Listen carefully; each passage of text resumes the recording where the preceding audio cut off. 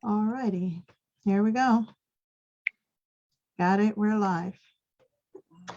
Hello, hello, hello. Good evening, everyone. Welcome, welcome, welcome. Welcome to our, oh, wait, I need to record this. Sorry, just a minute. You know what? Uh, uh, Hold on. I will, okay. Malls, if you can record this for me because it won't allow me to right now. So I'm just going to, because I'm live streaming. So yes, good evening, everyone. Welcome to Wake the Nation once again. Thank you. Welcome to Wake the Nation. Tonight, it's only uh, Reverend Love and myself, Florencia Chang-Ageda, Reverend Thais Love, Chaplain Thais Love, and myself. Miss Crystal has some family issues to deal with, so she's fine. Everything is fine, just that she's unable to be here tonight. Okay, that being said, tonight's topic, we're still talking about gaslighting and our history. So we're going to give the definition of gaslighting right now, and so that it's on screen so that you can see what it is. And it's a psychological manipulation of a person, usually over an extended period of time, that causes the victim to question the validity of his own thoughts, perception, reality, or memories, and typically lead to confusion, loss of confidence and self-esteem, uncertainty of one's emotional and mental stability, and a dependency on the perpetrator. Thank you. So that being said, I want to talk about how gaslighting really affects our history tonight. We're going to talk about that a little bit. We're going to also talk about gaslighting and how uh, suicide. And, you know, we just celebrated Valentine's and billions of dollars were spent on chocolate and on flowers, yet there are millions of people who feel despondent. It is said that 125 people commit suicide daily. I don't know about you, but you think about if you live in a small building or if you live in a, small community where there's maybe only 100 people. You just think about that. Or think about if you live in a community where there are 200 people and 125 of those people would commit suicide. That would only leave what? 75 people at the end of the day. And that number for me is far too high. And it's no matter what race, creed, color, or religion, you know, we're going through trying times, we're going through difficult times. And, with everything that is going on with inflation, with shortage of food, and the rising costs and a pandemic, thank God, you know, uh, Omicron is slowing down and we're not seeing such a rise anymore, but continue to be safe, wear your mask. If you take your vaccines or your boosters, whatever it is that you do, and practice safe practices at the end of the day. And so that being said, we're going to talk about, as I said, how we're affected, how as a people, this morning, my television turns on to the default channel. And this morning, when I turned it on, 4 Black teenagers stabbed 2 teenagers. They didn't say what color they were. I don't know, but I assume that they were also Black, but I don't know. But it happened in Canarsie, Brooklyn. And they stabbed one in the head and on other places. And the other teenager was stabbed 11 times. Well, thank God they're alive.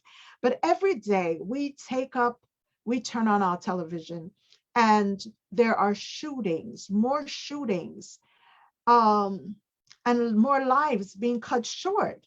And we know that gaslighting plays a part in this. You may not believe it does, but it does, because a lot of our Black youths, think about this, you go about stabbing and killing people you don't know. A lot of people have lost their minds, literally, seriously, because of the pressures and because of manipulations that have led to that. And you think about it, most youths in school aren't taught. I mean, recently we started learning about the ladies who were the ones, the mathematical geniuses behind the first, was it the first, Reverend Love? Behind the spacewalk, The space, thank you. the walking on, landing on the moon. Yes. Yes, thank you. You look beautiful, by the way. Um, Thank you.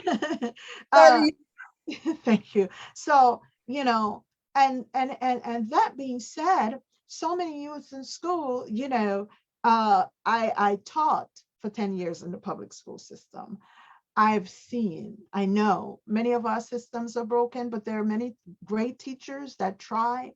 And but a lot of our kids, there's a lot that we do not know about our histories. But listen, I want to let you know, we have the 3/5 clause that stated that, because if you, what, with voting, that three-fifths of a slave, like one slave was 3/5 of a person. Come on.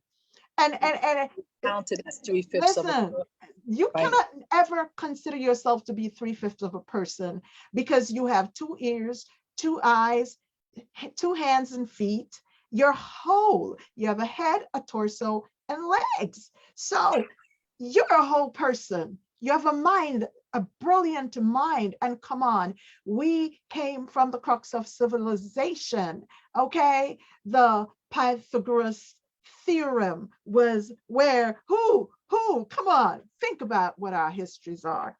We still have kings and queens from the continent of Africa.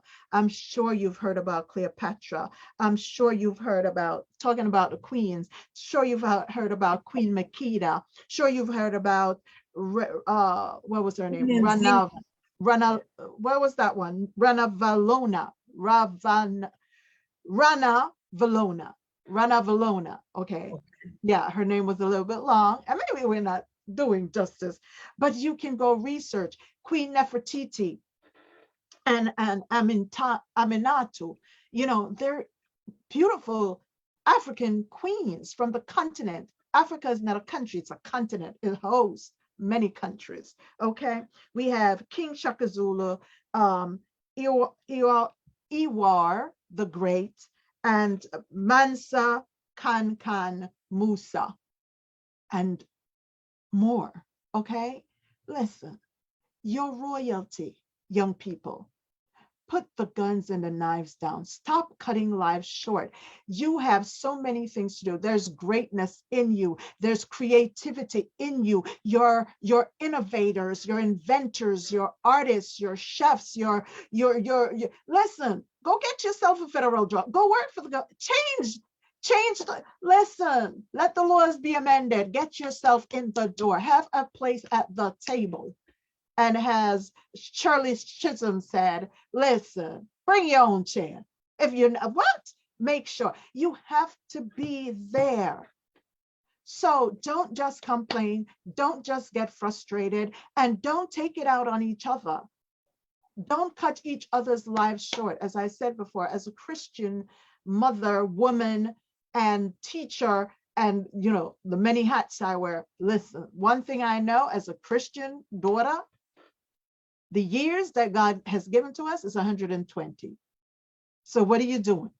What are you doing? So I am appealing to you, young people, tonight. And so I'm going to turn it over to Chaplain Deacon Reverend Love, because I would like her to, talk about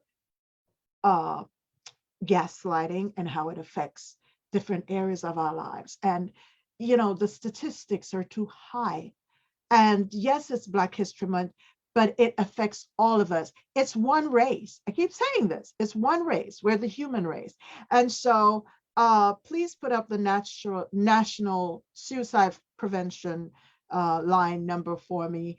And after you see this number, just let it be there for a while so that if you have a pen, you write it down. We're going to put it back up at the end of this program, just in case, you've joined late. So can you put that up for me? Thank you.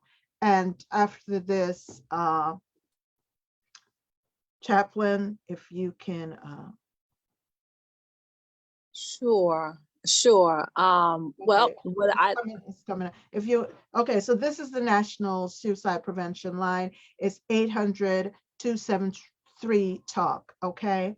And that, I'm going to repeat it, 1-800-273-TALK, which is 1-800-273-8255. So 800-273-TALK. Okay, over to you, my co-host. Okay, okay. Dr. Good Maxwell. evening, good evening. Thank you so much, Reverend Chang-Ageda, for presenting this topic and upon this forum. It's we experience, this is Black History Month, and for those of us who are of African descent, every day is Black History. Exactly. But, we like to celebrate it, in the month of February for a whole month.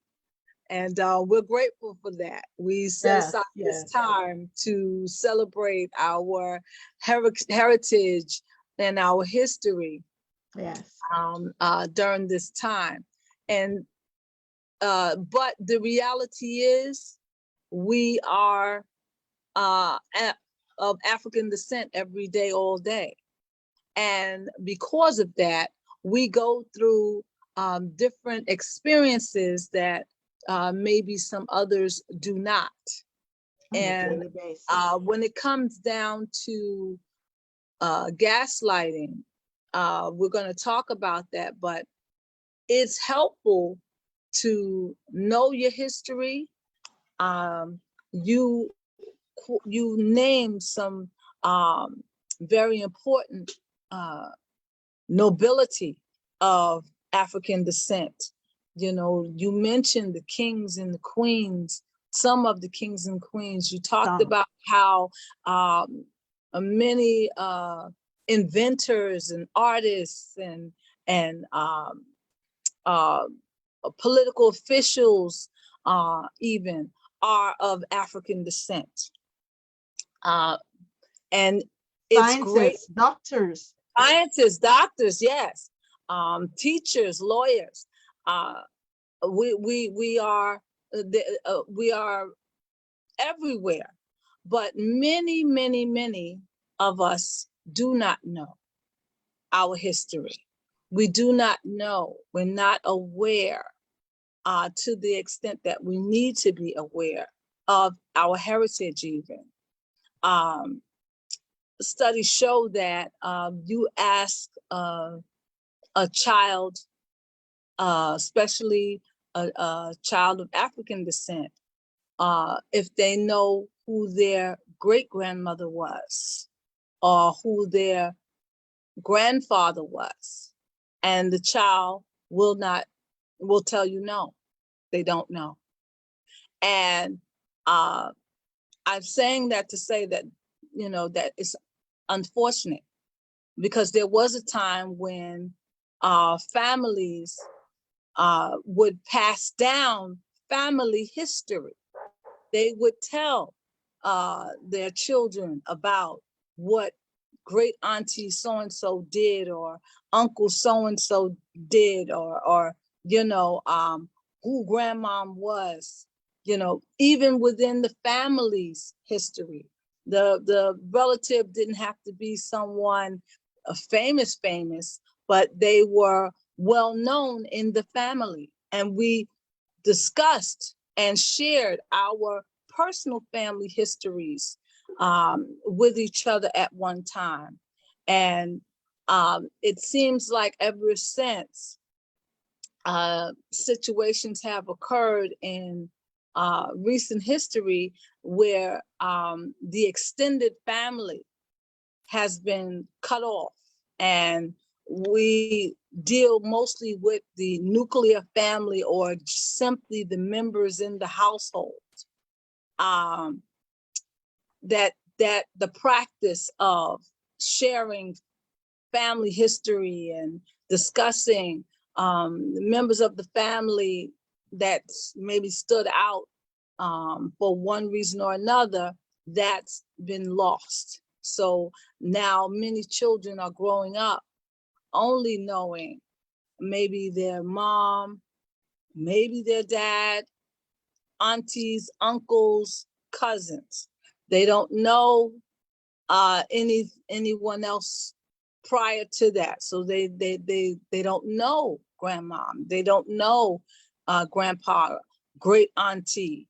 They don't know anything about those people even. And so a lot of our personal history is being lost, and the impact of that is showing very much so. It's very, very telling because as a people, Africans in the diaspora particularly, we have for many years not been educated about our history. For many, many years, our history was withheld from us, and we were gaslighted about our history. Exactly. To the point where many of us felt that we didn't have a history. We were just Black. That was it. As an African American, many generations African American, as a matter of fact, here, my grandparents and great grandparents, they were not educated about history, about our history. They had some idea that they were in this country, but they didn't know where else did they come from.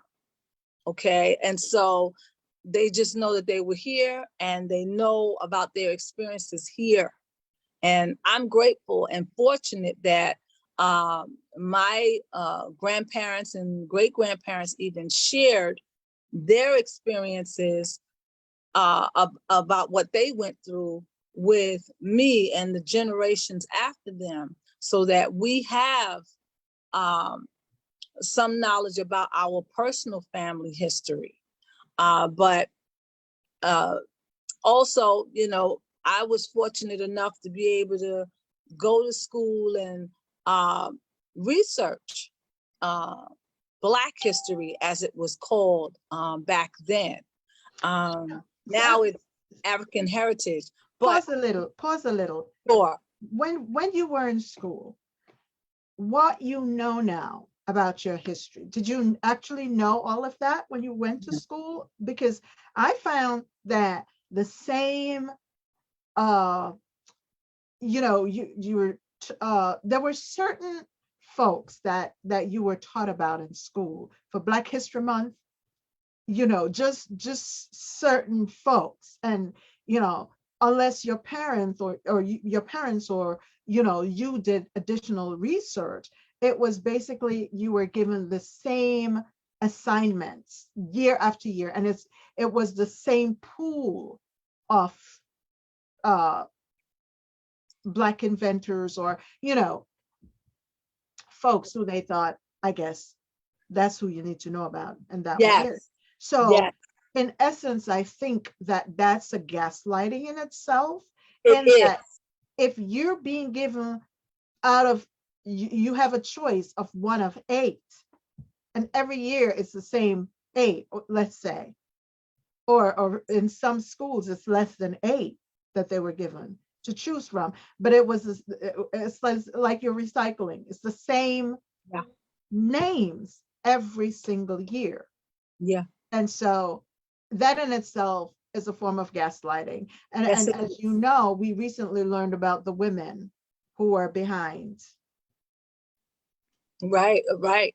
Those the great moon landing. mathematicians who were uh, uh, women of African descent, and so we're now that is being uh, discussed and shared. So now we know, number one, women can be mathematicians as well, and number two, women of African descent um, served in the served working for NASA and Yes. being very instrumental in the landing on the moon.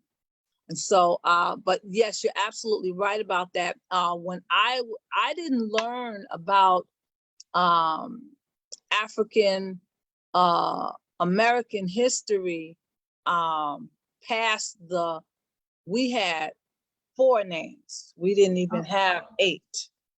Um, past the 4 names until I was in college, excuse and me, who I were took you for?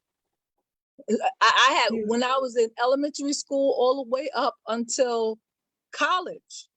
I had 4 names. The same 4 names, and those 4 names are still they talk about those 4 names still, to this day. Only those 4 names. But when I got to college, I had the opportunity to select as an elective African American studies and African studies. I took so many African studies courses, I could have majored in African studies. But I didn't, but I just wanted to know and just equip myself with So, so that let me knowledge. ask you, isn't that a form of gaslighting though? Because even Lewis Latimer, whose house is in Queens, who the light bulb filament, but all we Yeah, heard about was Thomas Edison, right? right, Never right. heard about Lewis Latimer for decades. And see, I didn't even know Lewis Latimer's house was in Queens. Yeah, it's there. It's a museum. See, it's a museum. Okay, Yeah. got to run by there then. Yeah, you But have to. yes, There's another a gentleman. I don't remember his name, but when I do, I will let you know. But yeah. but it is a form of gaslighting because, as you stated in the definition, that gaslighting, first and foremost, is a form of psychological manipulation. Okay. And so, our history being hidden from us, that was done on purpose.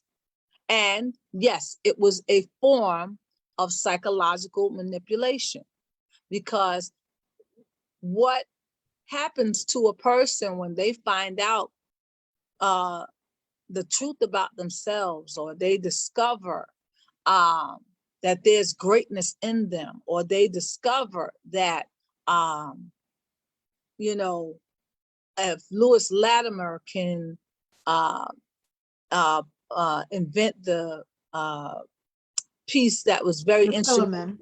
the Yeah. filament in the light bulb, and then why can't I? I can do the same thing, or I can even improve on that. See, when we were coming up as children, those things were not shared with us, and that was done on purpose, I believe. And now that we at least get 4 to 8 names being shared in school, elementary school on up, in February, um, there's there's a higher esteem. The child comes away with a higher esteem. The child views themselves differently, views others like them differently. When they look and they see the pictures of these great Africans, they will look at that picture and notice, you know what, that looks kind of like Uncle Sam, Uncle Gus, or she looks like my aunt Betty, or he looks like my brother. You know, I remember looking at a picture of King King Tut without his headgear, royal headpiece on, and it was a side profile of his face and his head without the headgear on, and I noticed the elongated face, you know, and the way his head is and everything. And I said, you know what? He looks a lot like my cousin. My cousin, I have well, he looks like a couple of my male cousins, but I was going to call out their names, but they might be watching. They're going to go, why are you going to say that? So I'm not going to call out their names, but it looks strikingly like my cousins, my two of my male cousins. And I was like, wow, I could remotely be related to King Tut because I see some of the similarities. Exactly. So, you know, and so, you know, our historical gaslighters, when we were taught American history, we were taught American history. We taught everything about American history, how, you know, this country started with the 13 colonies, and how from the 13 colonies we expanded and became, you know, the United States of America. We learned about the Revolutionary War, and we learned about the Civil War even. But even in those things, when we learned about the Civil War, we learned that, okay, it was the North versus the South.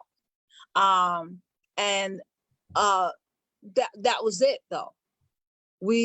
Some of us did not learn that there were many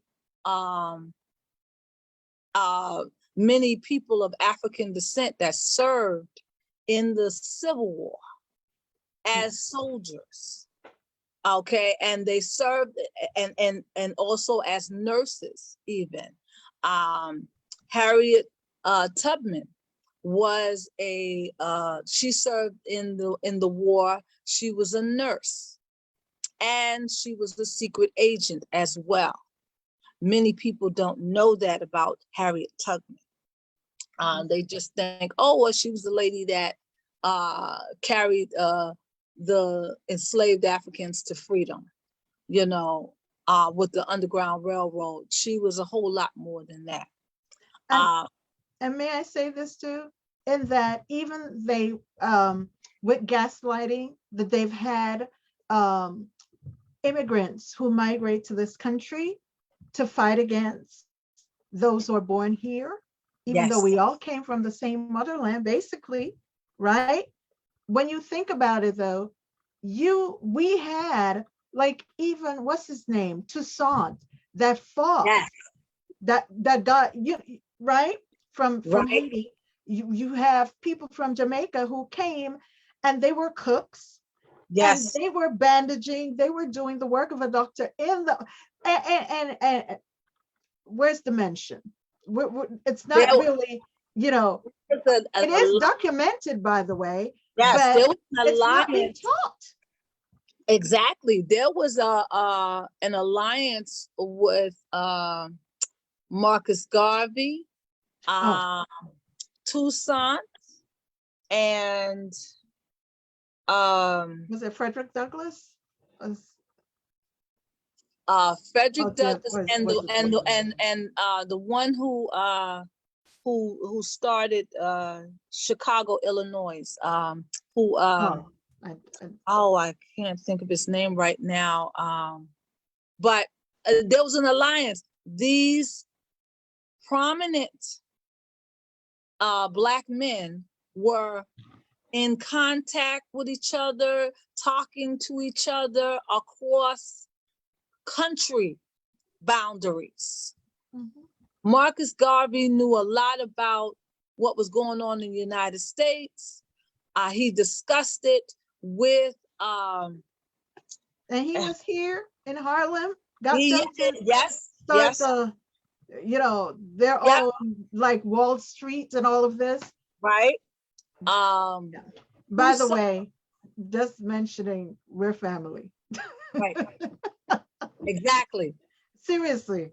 No, for real. Mhm. And a lot of people don't even understand that and how deep that is, Yeah. because we were gaslighted so much about our history that we were made to feel like, oh well, this these Africans on this location in the diaspora is different from those Africans in that location or that place in the diaspora, when we're all family. We're all family.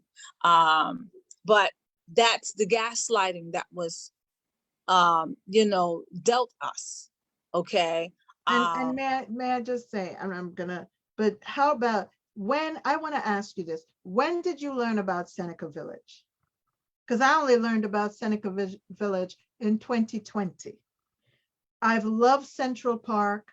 I always go to Central Park. I used to take my kids there, but never knew. I thought Central Park was generically like that. I did not know that it was designed and created after getting rid of and trying to not even just getting rid of a whole village, people who worked hard, bought their homes, and then it was as if they wanted to erase. yeah. I learned about Seneca Village uh, at a young age because my family. I'm born in Harlem, uh, uh, East Harlem, Okay. actually. And my family, my mom, my grandparent especially my family on my mother's side. My mother was born in Harlem, and on the west side, and my aunts and uncles tell me about how they live on the other side of Central Park, and how there was a time when you had to be careful walking through Central Park if you were a person of African descent. Really? Yeah, and they had to walk through Central Park just to get from the east side to the west side, just to get home, because it was New York was segregated, and so Mm. you couldn't just walk on certain streets, because that was not your neighborhood.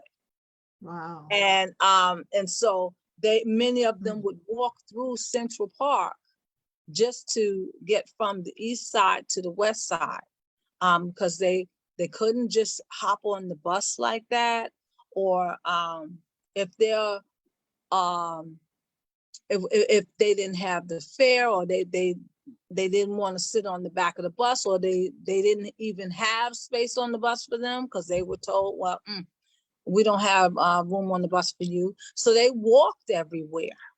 They Wow. didn't, they didn't, it wasn't like it is now where you could just hop on the bus or hop on a train, call an Uber. No. Uh, Many of the people of African descent were on foot, and they walked from one part of the city to the next. And they would walk through Central Park, and they had to be very careful walking through there, because the Caucasian people that lived on the east side didn't want to even see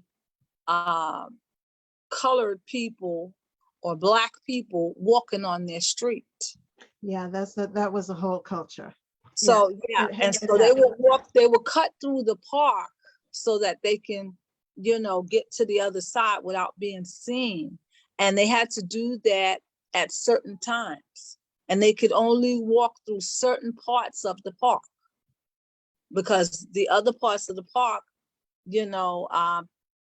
the Caucasian people, that was their park, and they didn't want to even look at the brown folk. But that was their part, because they destroyed a whole race of people. Yes. A whole village of people. Yeah. Were destroyed.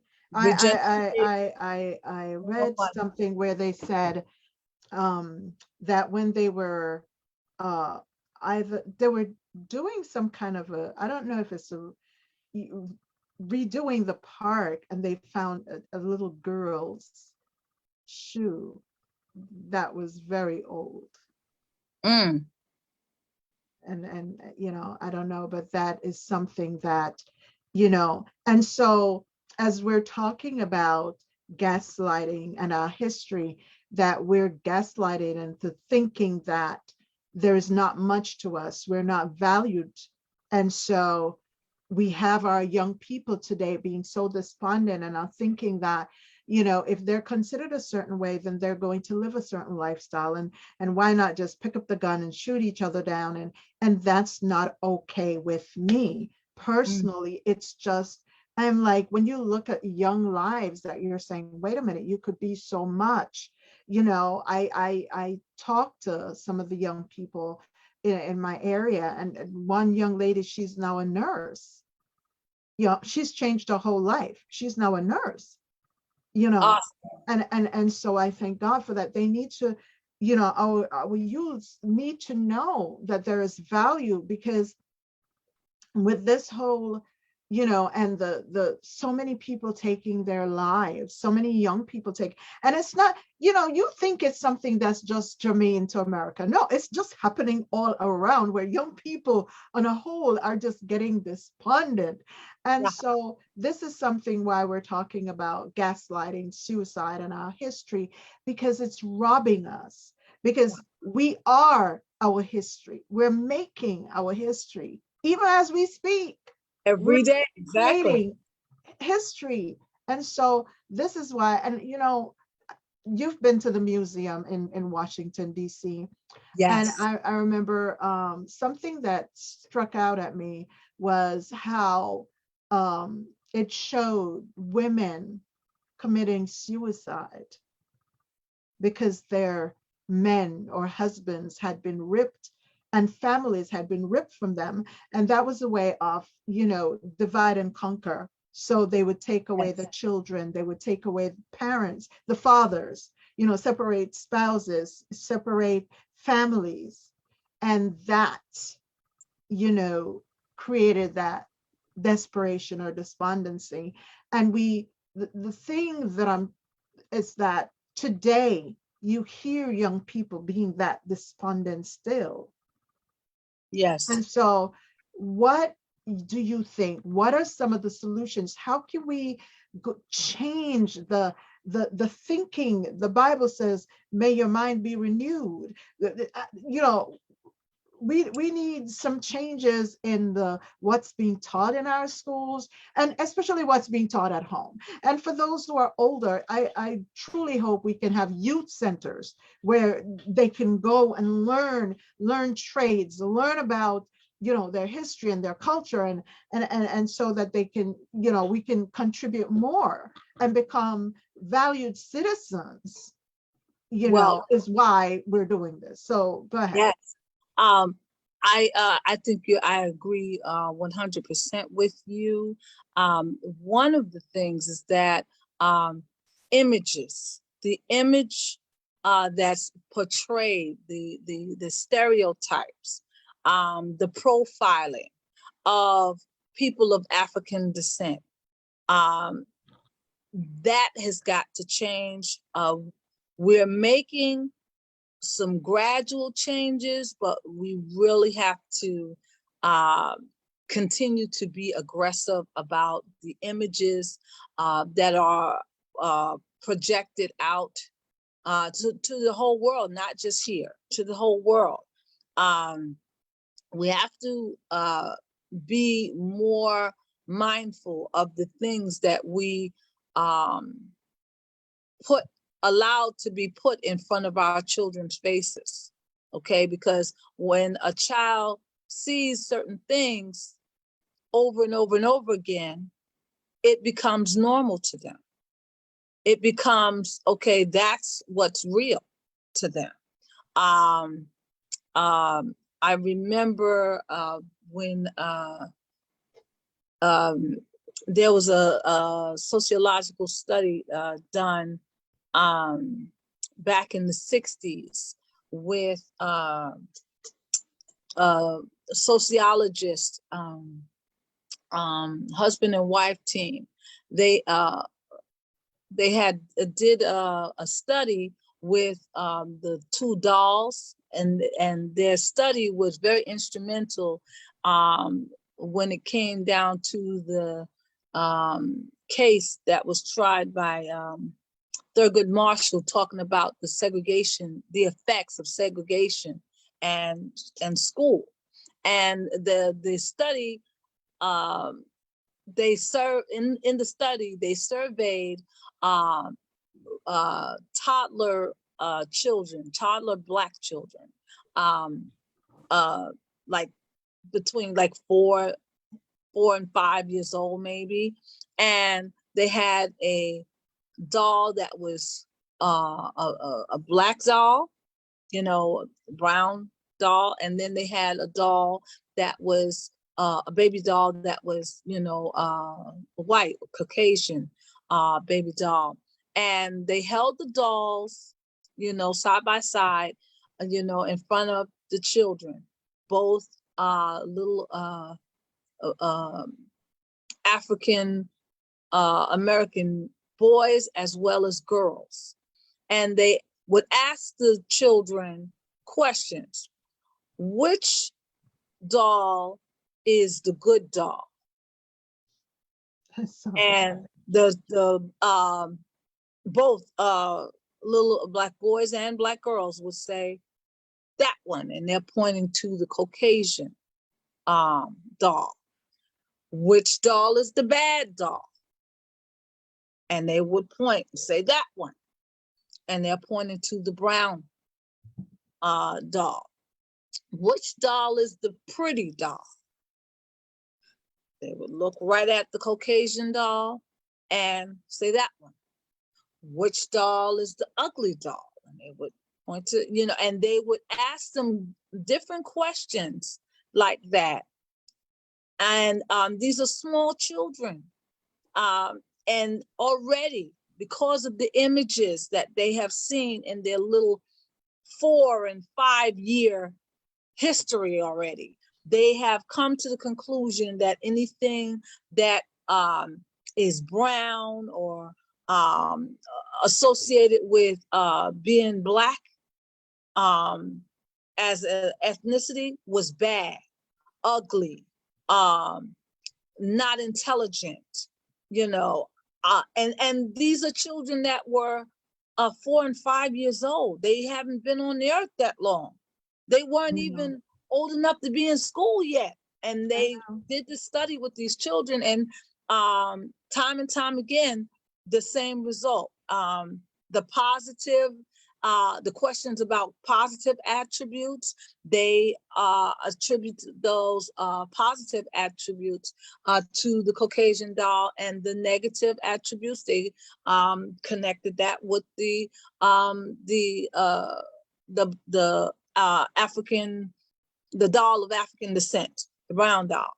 And they were able to use this study to show that segregation in school is not equal, and it's not beneficial to children, all children. Well, You know. can I say this though? Mhm. Did you know New York City is the most segregated Hey, in say it. education? No, I have to say Can you that. say it again? Can you say it again, Red? New York City, right here, is the most segregated. Uh, we and education is not Yeah. equally cross board. Um, Different school districts have different programs and different teachers, and you know, and it's just, it's not, you can't fault the teachers. However, Right. the programs that are Right. in some schools, we have schools in some districts, Title I districts, don't have enough books. Yeah. And we're Some talking about did not 2020. have did not have science labs. Mhm. Now, did not have what was necessary for them, yet they were being tested nationally. Yes. Now, how do you have in different districts programs that teaches them nothing to take a test for which they're ill prepared?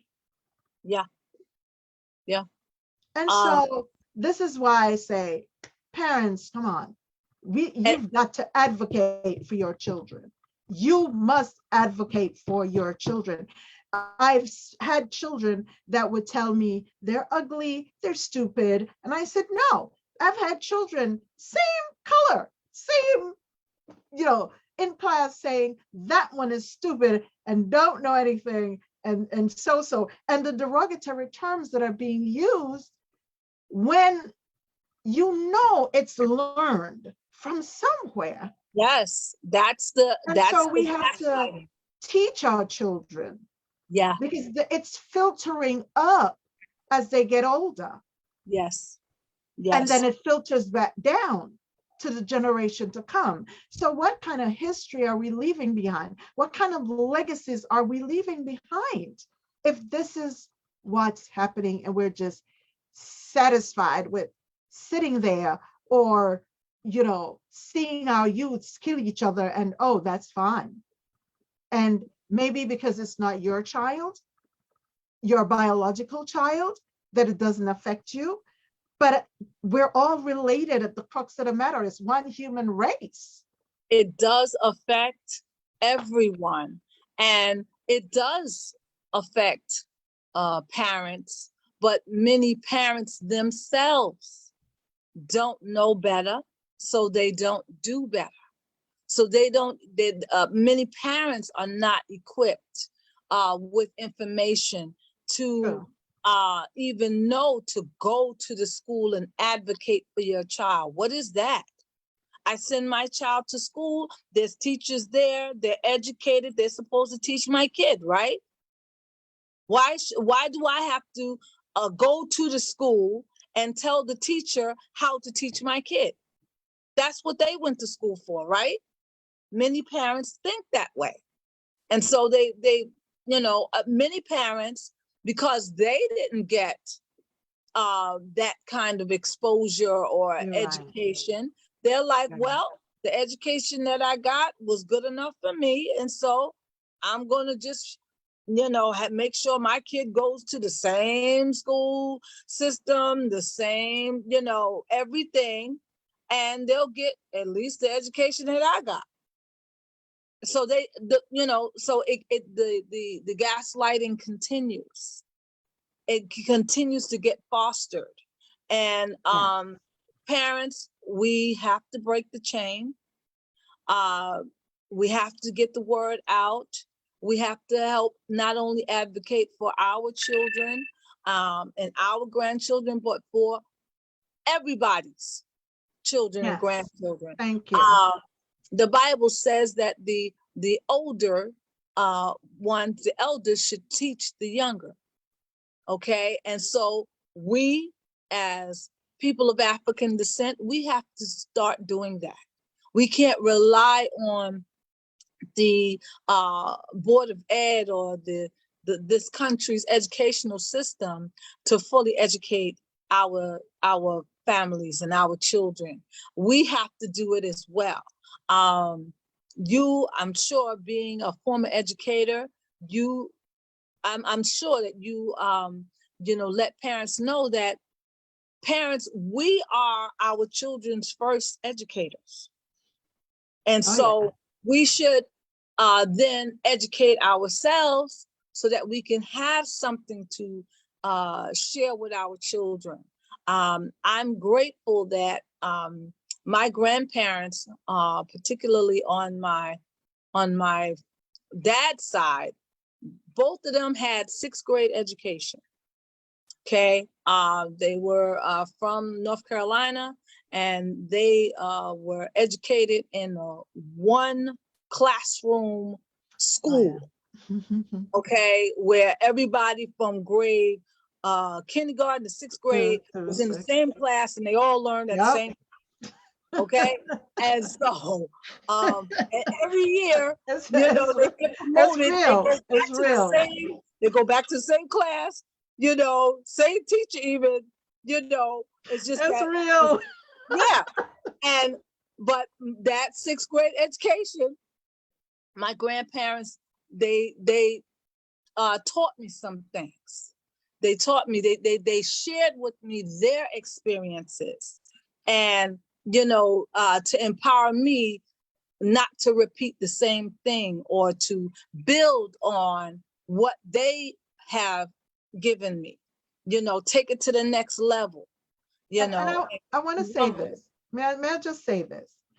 Because if you're not academically inclined, doesn't necessarily mean that you have to stop learning, because there are those that are gifted and talented with their hands. There are those who can cook. There are those who can do hair. There are those who can sew.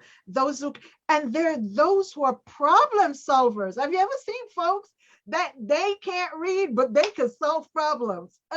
And there are people who get paid to be problem solvers. Elected officials, listen, I am really appealing to you to have adult literacy programs or adult programs that will foster the gifts and talents that parents and young people have, that will help the younger ones. Because this, the gun violence is not going to stop just by itself. We pray, and we're out there advocating. There's some of us that are just out there, boots on the grounds, okay? We're out there. However, listen, when you speak to these young people, I've spoken to young people who said, listen, I just want a job. I don't mean to do anything wrong. I just want a job so I can have a steady place. And So we need, to give them the tools, because I don't believe anyone's just born and decide to be bad. There's certain learned behaviors in certain communities, but the gaslighting is what fosters all of this that comes to the crescendo. And here we are having what we're having. And as I said, I always say, just because there are those who want to say, oh, let's keep them in their neighborhoods so it won't affect their neighborhoods. Exactly. There is something called a ripple effect. Yeah. But let's look at the crux of the situation. The gaslighters are still in place. The gaslighters have institutionalized systems to continue to promote the lies. Okay, and so even going to school, you might be fortunate enough to get your child into a specialized program, elementary or high school. You might. I think, didn't they say that they were doing away with that? in 2020, And 2021? and let's look at that. Yes, they did say that they're doing away with that, but and they're doing away with that just like back in my day when I was going to school. They used to have the gifted and talented program, and they did away with that as well. Um, and if you ask me personally, I think that there was a reason for doing away with that, because when we had the gifted and talented programs, those programs were in all the schools, Mm. even in my elementary school. And they found that these children of African descent were tested. They tested your IQ levels and found that these little children in these, Black neighborhoods, poor, were brilliant, had very high IQs. But And some don't know that. right, That's the and point. they separated those children from the rest of the children and put them in classes where they would, teach and just see, well, how much can this child retain? How much can this child really learn? And teach and give them all kinds of educational experiences that the other children of African descent didn't even know about. They were Well, select. Uh, Chaplain, mhm. children rise to the occasion, though. They Yes, they will. do. Yes, they do. And what was happening was those children that were in the gifted and talented classrooms, and they were getting all this education and exposure and everything, sometimes their siblings were not included in that. So those kids would go home, and everything that they learned in their classroom, they would go home and share it with their siblings, or share it with their parents, or share it with their cousins, or what have you, so that even though the other children were not exposed to what they were exposed to, they shared it. They shared it, and that was set up and designed to funnel them through the affirmative action program. Remember that? Oh, okay. Affirmative action Mm. was the answer to the gaslighted promise back when we, as enslaved Africans, became free and emancipated. They had promised us each 40 acres and a mule Mm. so that we could start our lives as freed men and women. And we had to that was the basics, the basics of being able to start your life over again independently, Mm. and that was supposed to help you come on equal footing with your Caucasian counterparts, so Mm. that you can be a member of society, functioning in the same way with the same rights and responsibilities as other members of society. And we were gaslighted and promised that, but we never got that. At the formerly enslaved Africans never got the 40 acres and a mule. And all throughout the civil rights movement and everything, it was talked about and reiterated about how, once the formerly enslaved Africans in this country were emancipated, how they were left with nothing. They were just said, okay, you're free now. After years and generations of working for the master and get helping him obtain wealth, which he then passed on down the generations.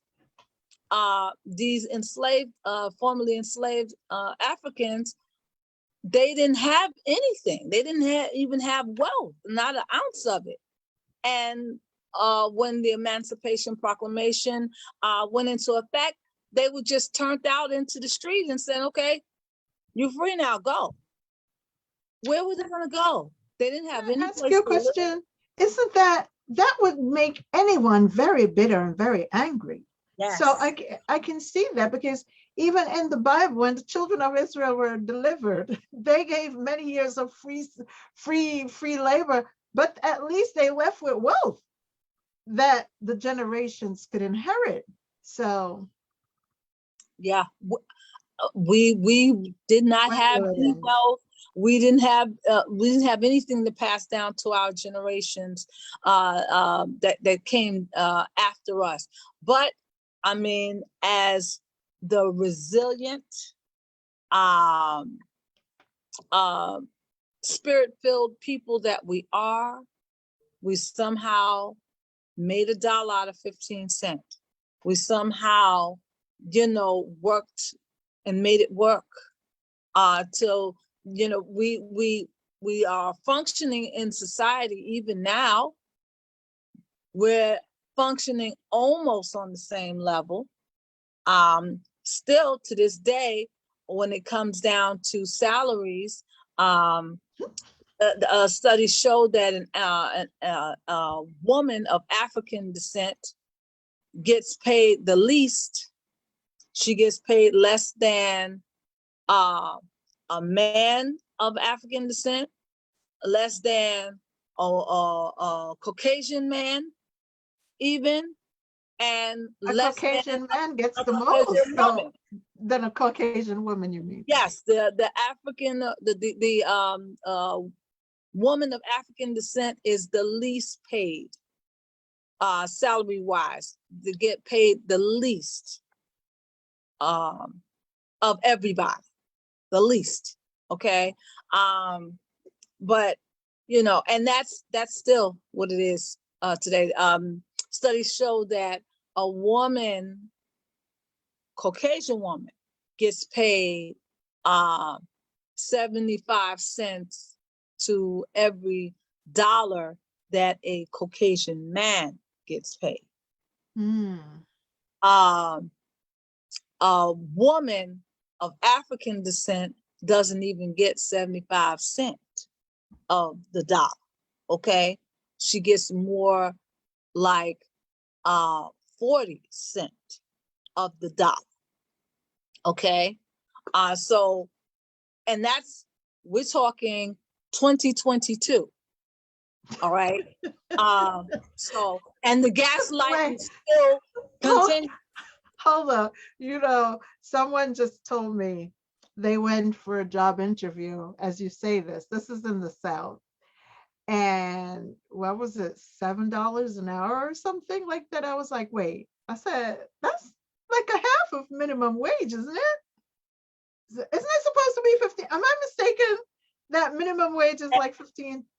Minimum wage in New York. Oh. It's $15 an hour. Exactly. In other states, minimum wage is still $7-8 an hour. Yeah. Okay. So but I was just like, wait a minute, and this is what we're here talking about, folks. And as we're getting ready to wrap it up,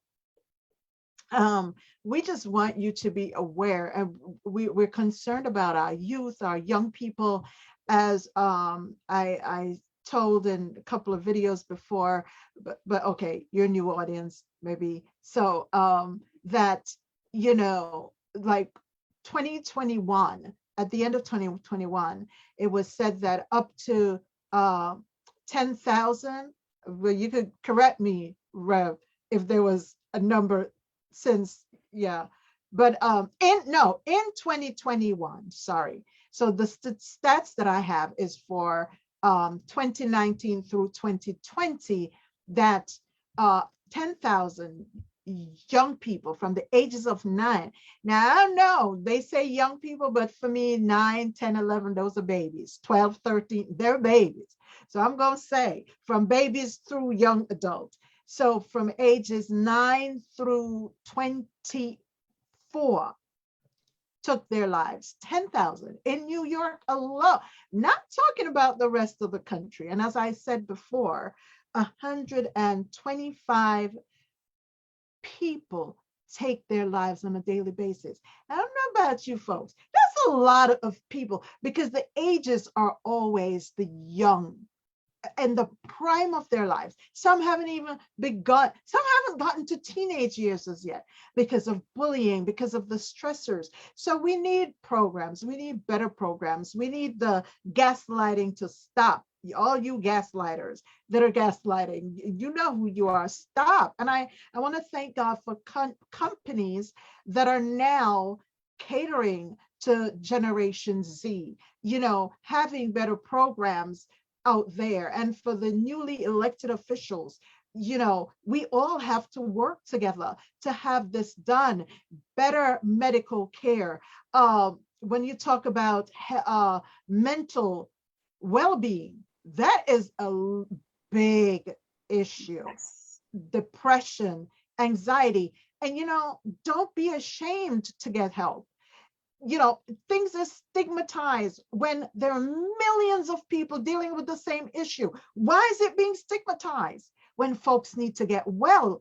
If a person is sick and they go to the doctor, you don't say, oh, if somebody said they have cancer, you know, nobody goes, oh, oh, oh, oh. No, you're like, okay, what treatment can we get to help get this person cured? Listen, if our minds aren't well, come on, the rest of the body goes with it, because the mind's not well, nothing else is going to be well. Okay, so we need our youth, our young people, the stress, the strain that they're under. We need better medical we need the medical doctors, nurses, nutritionists, advocate, please, on behalf of the people.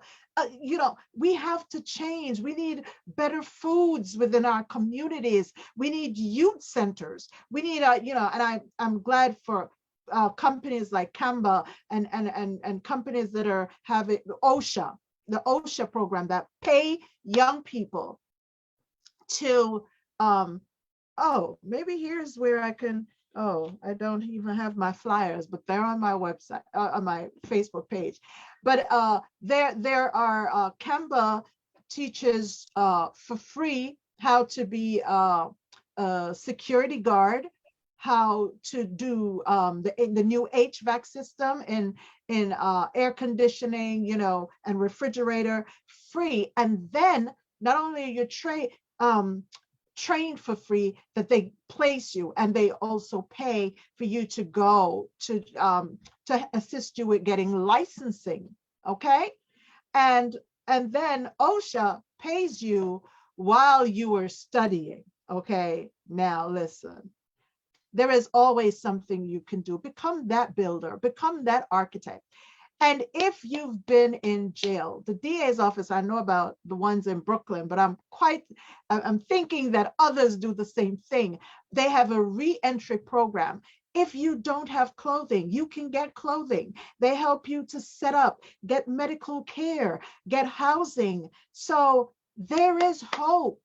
There is hope. You know, I wouldn't end this without telling you there's hope. We have on here a trained psychologist who can also assist you if you need, and we're going to give her number, and I'm going to ask if it can be posted on the across the screen for me. So we need to work together. We have to work together. Okay, and we have too many communities that are labeled poor communities where everything is dumped there, the rotting foods and meats and everything of that, and you know, and then we expect people to think that, oh, but we give them food, but if it's rotting and it's no good, then how can they then thrive? But I That is tell you, we are a gaslighting again. resilient race of people who we are thrivers, and we continue to thrive. And so we're going to do better. So I'm going to turn it over, and I'll let Reverend Chaplain, she wears many hats. No, but that the you see, even in as you were speaking and talking about some of the solutions, the problems, you can't even mention the solutions without mentioning the problems. Like you were saying, you know, they give out the free food and to those that are eligible for it and that need it, but the free food in the food deserts, the free produce and all of that, if it's rotting, you know, is it So beneficial? It's not. one second. I don't mean the foods they're giving out, because you have some organizations that are giving out healthy, good foods. I'm talking about the Right. supermarkets. The Right. Yeah, yeah, supermarkets in the area with the that's why rotten I food. said food deserts. Exactly. Yes. We and you said it correctly that in a lot of our poor neighborhoods, things get dumped there, and that has to stop. But you know, you have to advocate for that. The awareness has to be brought out, because many people who are low income, they shop right there in their neighborhood. They don't. They may not necessarily be aware that the food in their neighborhood supermarket is not the best quality. They just shop there because that's all they know to do. It's in their neighborhood. Why would someone put poor quality food in my neighborhood for me to eat? And I'm paying for it. Why is that? That's part of the gaslighting. Surely, um, that shouldn't be happening in this country. Surely that should not be going on, right? But it goes on every single day. Let me just fix my light.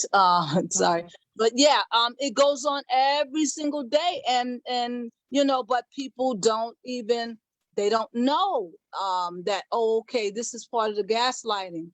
Oh, okay, this is not supposed to be this way. Let me advocate for change. Let me bring out the awareness so that people will know. You need to check your produce section of your supermarket, and if you notice that the food is not fresh, but they're still charging you prices that are outrageous, don't shop there.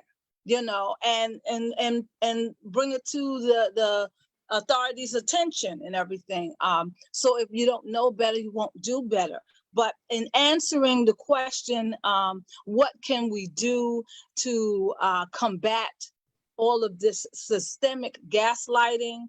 Um, my suggestions are, again, working to control or change the images that are being put in front of our children, because those images, we go by very much what we see.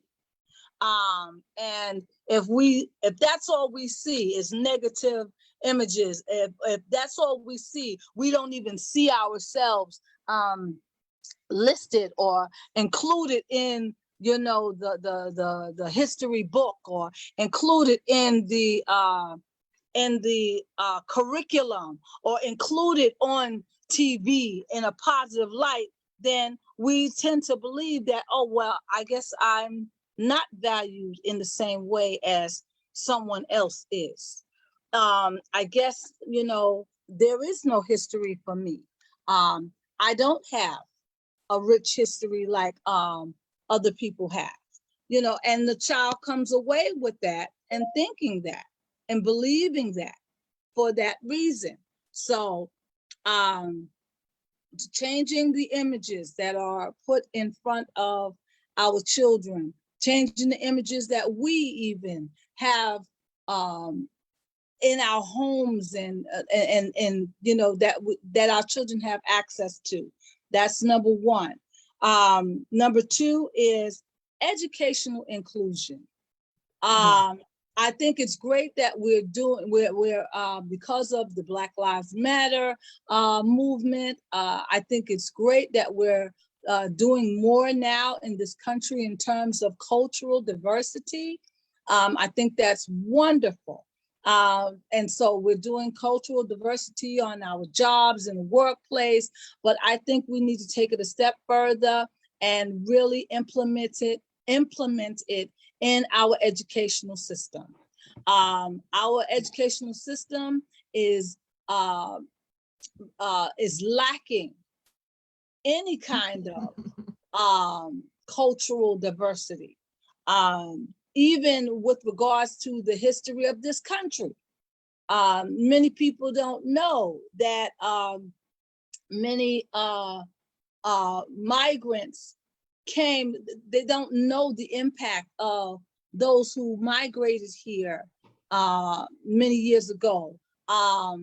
There were many Asian people that fought in World War II on the United States side.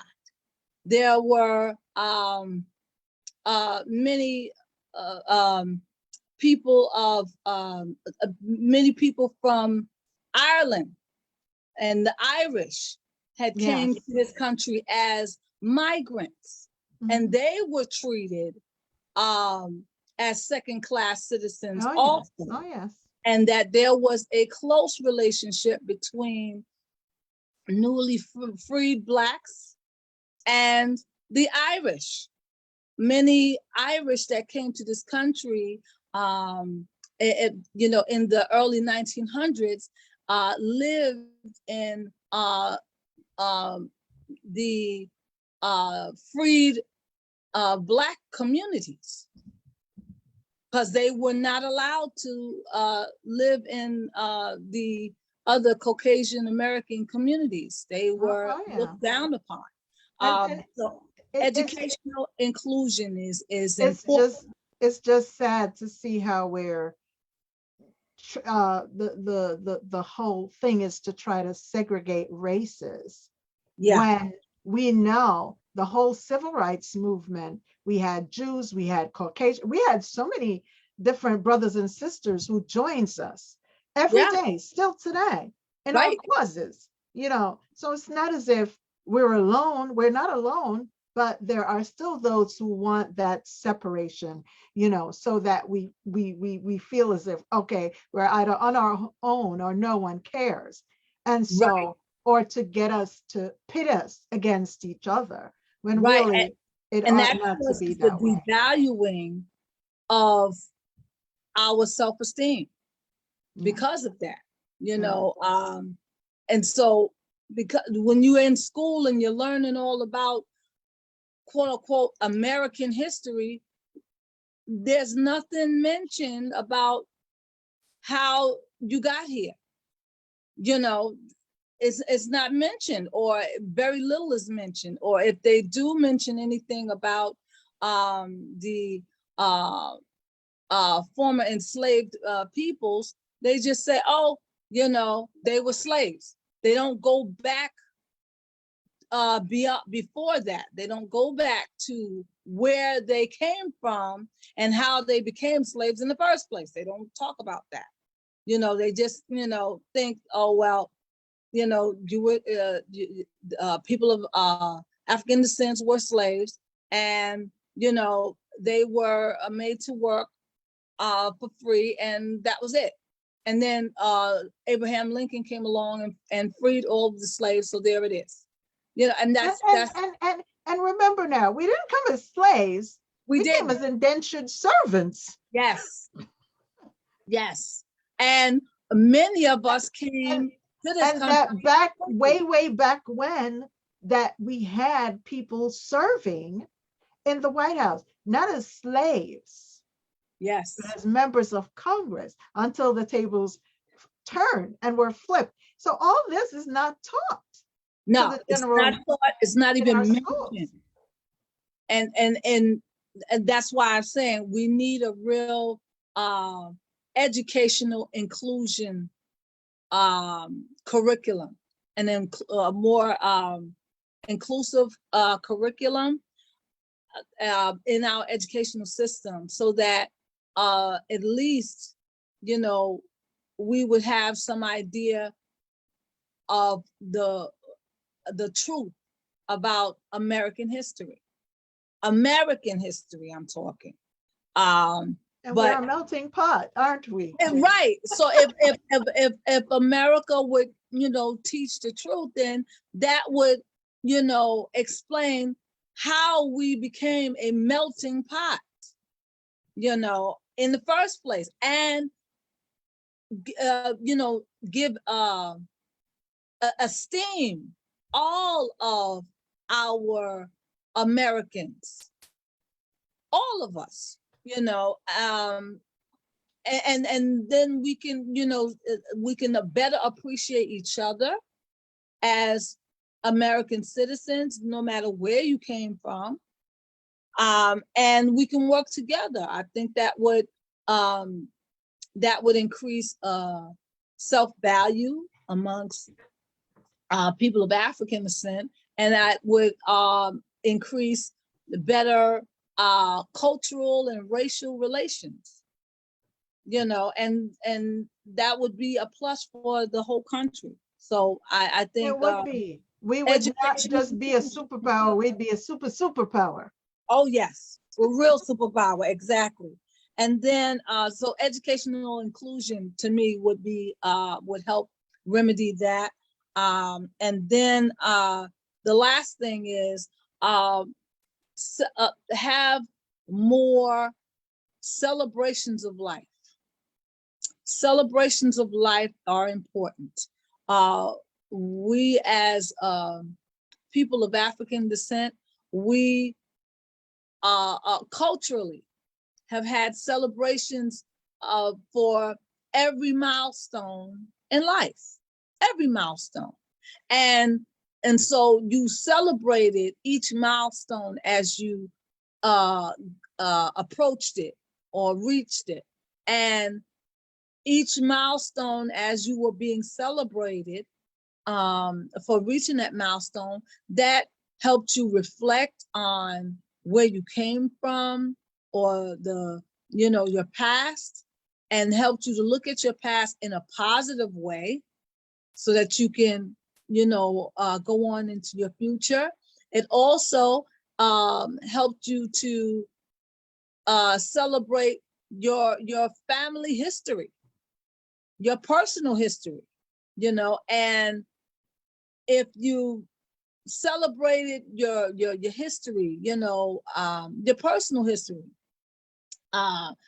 birthdays, you know, different milestones in life, having your first child, moving out on your own, you know, just life, different milestones, celebrating those would help each person appreciate their lives more, as well as the lives of others. Others, yes, yes. So I've noticed that, you know, over the years, we've had less and less celebrations of life. We don't even celebrate life. You know, when you look at our young people, they may have maybe they had a graduation when they went from pre-K to kindergarten, or from kindergarten to first grade, right? And even though it was you know, they might even had a little cap and gown and everything, and everybody's so proud of them and, you know, cheering them on. When is the next time that they have a graduation after that? Maybe when they graduate from the 5th grade. So that's 4 years later, they get to, you know, celebrate that milestone. Oh, now you're leaving elementary schools go into middle school. Okay. And then maybe another 3 years after that, they'll have another graduation and milestone celebration where they're leaving middle school or junior high school, getting ready to go into high school. And then if they make it through high school, they might have another graduation celebration. Okay. But as they get through high school, you know, many of our young people go through different things where the trauma of their young lives catches up with them and really, you know, smacks them in the face hard while they're in high school. Studies show that a young person, by the time they are 15 years old, which is usually around their sophomore year in high school, by the time they're 15 years old, they're either introduced to marijuana, or they're already smoking or taking marijuana on the regular by the time they're 15 years old. So, and that's a pretty young age to, you know, start misusing substances. Okay. And at the same time, mental illness shows up in a young person. Well, mental illness, the symptoms for early diagnosis show up, become visible between the ages of 14 and 24. Right, exactly. Notice, okay? That's not by accident. So if symptoms of mental illness, mental health disorders show up at the earliest by age 14, and then 15, that young person is introduced to marijuana, let's say, you know. But, you know, we're gonna need to do this in another. We need to do this in another Wake the Nation, because we've gone over an hour. But as you said that, the thing is, many even started smoking. So nicotine is already introduced into their system by age 9. Right. And so we have that, plus the brain isn't fully developed till age 21. Right. So, and you know, and the thing is, parents, talk to your children. A lot of children are not talking to their parents, and so by the time they become teenagers and things start to get compounded, they're not, you know, so it's the onset of things aren't caught early. You know, it's a cycle that we need to end. But I just want to say this, that in the Jewish culture, they name their babies, and they also, at 13, the girl is baf mitzvah and the boy has the bar mitzvah. Well, they become a young man and a young woman at age 13. That's also in our culture. I remember Mrs. Brunson, who's now chaplain, she named her son. There was a naming ceremony. And you know what I love about that is the name is given to the child, but also the meaning of the name. That child now has that to live with and look up to. And I think if more parents did this, I'm like, why parents, listen, young parents, if you're out there, I think having a naming ceremony, you don't know. It matters when that child know, wait, this is what my name means. In the Hebrew culture, the name means, and a lot of times, listen, they walk into it. Yes. You I too. And I had a naming ceremony for my my oh, I didn't know you did that. Oldest sons. Yeah, I had a naming ceremony. Yeah, for them, and I too gave my children names that mean something. And one of the first lessons that they had to learn was what their name means and who they're named after and why. And you're right, it does, give them something to live for or live forward to. And they do grow into their names. And I have 5 sons that I've done that with. Listen, every time I read the Bible, I realize even some of the names tells the story. So Yes. it's and I say this to say that even if your child doesn't know the meaning of their name, parents, this is the other thing, be careful what you name your child, because it becomes them or they become their name, whichever way you want to put it. So these are things that we have to be cognizant of and know how we can change our communities, change our history. We talk about Black history. We have the shortest month in it. Change the history, because we're Black every day. So guess what? Every day is our history, as Chaplain Love said earlier. So we have to change this and allow our children to know what their names mean and who they are. And we have to let them know who they are. Because when a child, I was named, one of my names is after my great grandmother. And I remember my mom saying to me one day, she said, you're just like your great grandmother. Now, I never met her, but she says, the way you carry yourself, the way so you see, but my grandmother did tell me about her mom. You know what I mean? So I'm just saying though, and I am one that I do look up the meanings of names. And I seriously, and when I meet young people, I tell them what their name means. I do. They tell me their names, I'll Google it and say, hey, this is what your name means. That means, listen, if your name means regal, if your name's whatever it means, walk in that, please. Yes. So, yes.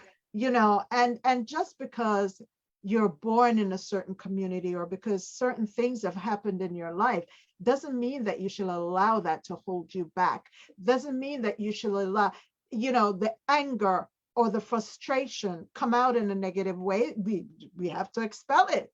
There are ways. How about going bowling? How about going to one of those places where they shoot arrows? There's a place downtown Brooklyn that you can do that. Or throw the axe or do darts. There are ways of taking out that aggression. And then whatever gift you have, whether it's drawing or singing or writing, go on and develop that. Cooking, or if you're one to invent things, you make radios, listen, let me tell you something, Reverend Love. I find young people to be amazing and beautiful. There's so many gifts and talents in our people. We're truly, we're a human race. We're just truly one race, and if we can just appreciate our differences and work together, we can truly make our nation even greater. And if we are outside of the nation, your country, your city, your island, great. So with that is true. I noticed that the increase in aggression in young people is also connected to the decrease in physical play. Our young people, when it's not like when we were young children, we could go outside and play for hours. We would play sports. We would, climb trees, jump double dutch. We had physical play that we did. When we went to school, we had gym, and we did physical exercises, and that would help you. If you had any aggression, you were mad about something. I remember I ran track when I was in high school, and I love track. Whenever I got, angry with my sister or, my aunt or whatever, I used to go and run around the block. That used to keep me from, wanting to punch, my aunt out. Just being honest. It helped me, it helped me to displace the anger in a positive way. But I noticed that, our young people, they don't have those same opportunities to go outside and play. Today, when we say, oh, go play, we are handing the child a tablet or a phone or a computer, and they're playing the video games. So the only thing they're exercising is their thumbs and their fingers, but they're not, they don't have, they're not going outside to play or jumping rope or running around the block. Those things are physical exercises where you can release a lot of stress and a lot of, anger and everything. I remember when, young people would have dance battles and race each other. So if two people didn't get along, they would say, okay, I will meet you outside at 3:00. I could run faster than you. Okay, well, let's race. And the winner of the race is just the winner of the race. And that shows that, I was right and you was wrong, or I'm better than you, or whatever. And you would compete with racing or some kind of game or something, and that would resolve the conflict. Now our young people don't do that. If there's conflict, that's a knife or a gun. Yeah, they go and look for a gun, and that ends the conflict. There's no, we need to change our conflict resolution skills. Yes. Because many of our young people they lack that. Yeah. I remember being what is it was called, a school mediator, peer mediator. Peer mediator. Yeah. Where I would sit down. I was in elementary school being a peer mediator. And I would sit down with, two people, young people that didn't get along, and talk with this one, talk with that one, and then get them to talk together. You don't see even that in school. People don't even want to get involved when they see two people not getting along. And so, but I just wanted to mention that I noticed that, many of the things that we used to have for children to work out their issues are gone or limited. So play is even different. And when do you see children coloring or doing some form of art? Art was taken out of the schools for many, many years.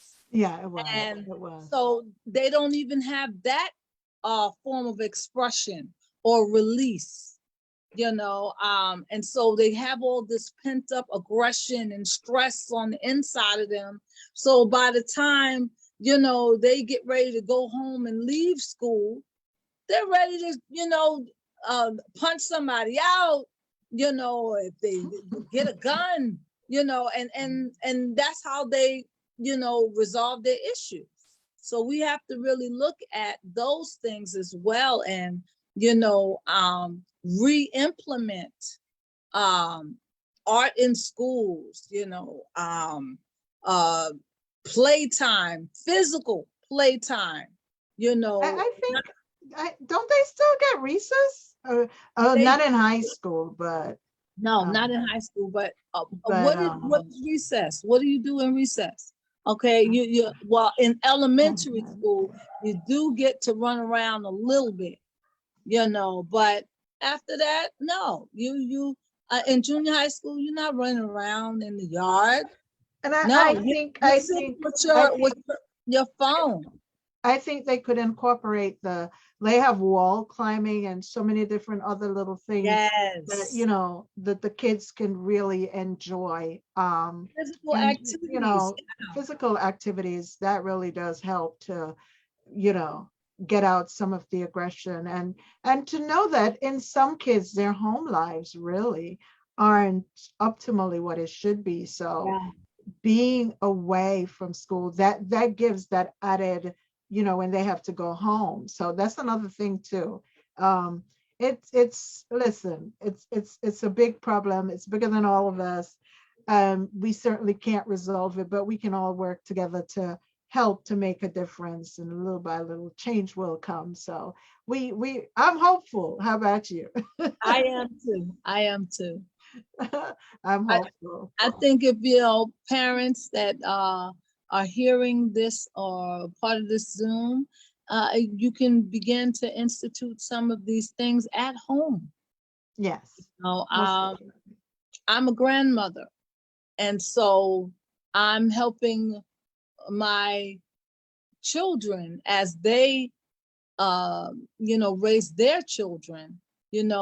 I'm helping them remember when I used to, take you all out to the park, and have you all, run around in the park and for a few hours and then bring you back home and everything. Like I didn't allow my children to sit in front of the TV Right. uh, or in front of the computer for more than 3 hours straight. I Right. would, interrupt that. It's like, okay, you've been there for 3 hours. Nope, it's time to let's Yeah. go outside. Let's go outside. And that's how I did it. But those are some things that parents can do. Grandparents can do it as well.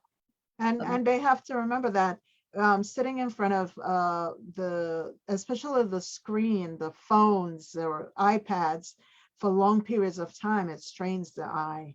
Yeah, So that's another thing that is happening. A lot of young people, even everyone, being affected, the yeah, eyes, just being in front. There's nothing that beats fresh air. Nothing beats having your kids run around. They sleep better at night. And you think about how many young people are saying they can't sleep because there's exercise is not part of the regimen. And that is one of the things. Being out in the sun, you need that extra dose of vitamin D. And by the way, guys, can see your doctor on this issue. But if they're not out in the winter times, that's when you take your vitamin D supplement, not in the summer. In the summer, you go out and get your healthy doses. And in the winter months, according to your doctor, you get your vitamin D supplements. right. That's just a little extra. Now we've gone off into all different areas. I'm getting ready to wrap up.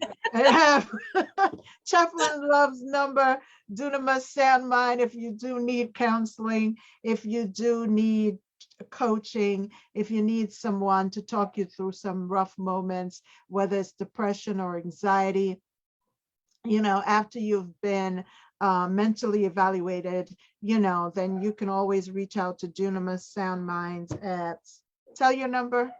718-576-8110. Behind the scenes, can you put up the number again? Can you say the number one more time, please?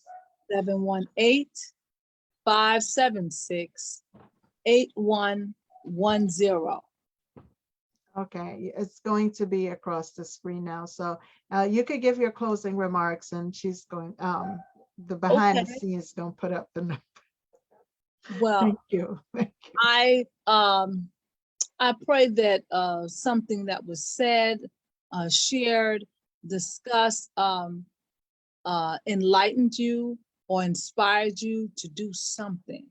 Like we stated earlier, this is Black History Month, but Thank you. for those of us that are of African descent, every month is Black History Month. And you have the opportunity to make and recreate history even now today.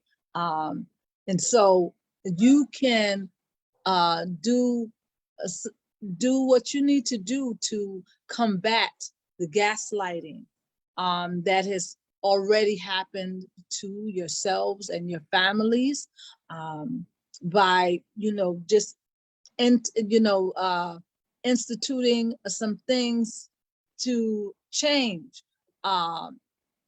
self-image, to change your lack of a cultural education about your culture, or wherever you come from. You can do some things to institute more celebratory events about life, to help your young people appreciate themselves, appreciate their lives, and know that their lives have value, they do matter, and that we value them. I like what Reverend Chang-Ageda said about discussing with your young person what their name means, why were they named that way, and that gives them something to live up to. And then last but not least, get some physical activity, some physical play in your lives, more physical play. Parents, you can play with your children.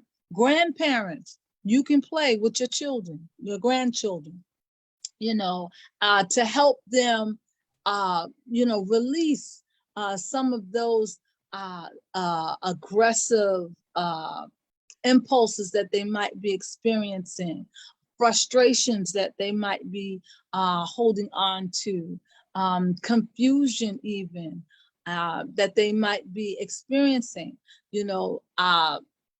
and if you can, sit down and just have a talk with them.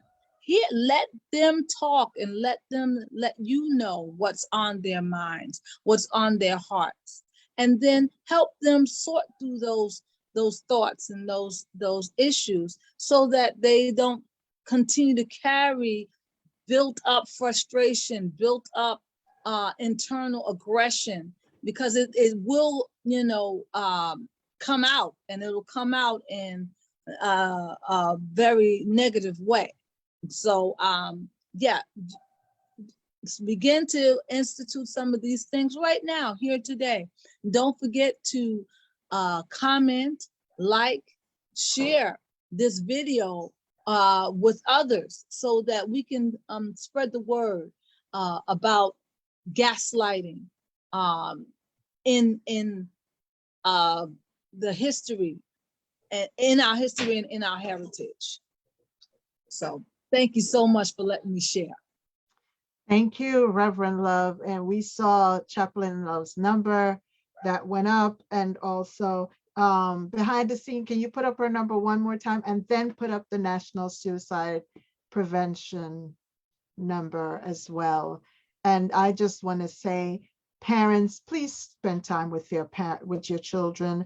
Don't ever allow IG, Facebook, or YouTube to raise your children. Please, I don't care how old they are. And in the Bible, you're responsible for them as long as you're alive or they're alive. So know that. And that being said, I want to thank everyone. Thank those of you who listened, those of you who supported. Please like, share, and share. More importantly, please share, because I know that there are others out there who need to know about this. Okay, so please share so the information can go around. Thank you. Thanks once again, Chaplain Love. Can you put up her number? You can reach her at Dunamis Sound Minds. If you need to have someone that you can reach out to talk to, her number is there. And then you have the National Suicide Prevention Hotline. It's a hotline. So if you don't have to worry, you can be anonymous. Just reach out. Okay. Thank you very much. And we're going to close after the two numbers are shown. behind the scenes production. Thank you Thank so much, Rev. and thank you, thank you, thank you. Good one, good program. It's a lot, and we have a lot more to discuss, but next time, all righty. And And if then you want us next to month. any topic you'd like us to discuss or like to be part of our discussion, you can reach out to us on well, if you call Dunamis Soundmind, you'll have her number, or you can just messenger us. Okay. Thank you. My name is Florencia Chang-Ageda once again, and hers is Thais Love. Thank Yes. you. Production.